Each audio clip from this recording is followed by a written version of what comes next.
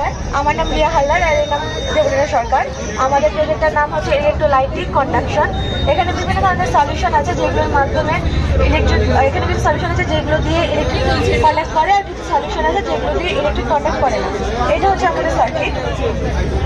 এই যে এটা হচ্ছে আমাদের ওপেন সার্কিট, আর এটা হচ্ছে আমাদের ক্লোজ সার্কিট।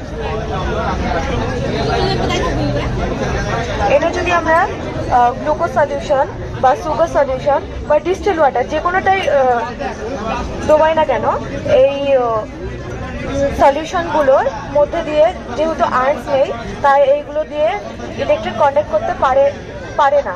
তাই এখানে আমাদের সার্কিটটা ক্লোজ হচ্ছে না, ওপেন হয়ে যাচ্ছে, তাই আমাদের আলোটা জ্বলছে।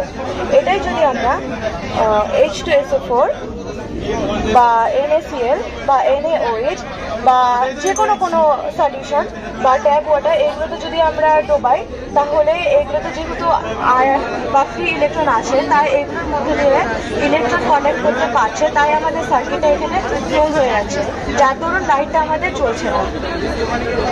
কারণ এইগুলো সবই হচ্ছে আমাদের আয়নিক কম্পাউন্ড, আর এইগুলো হচ্ছে আমাদের কোভ্যালেন্ট কম্পাউন্ড।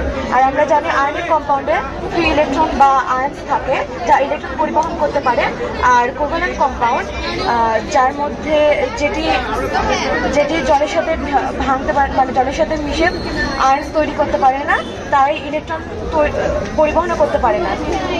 ঠিক আছে।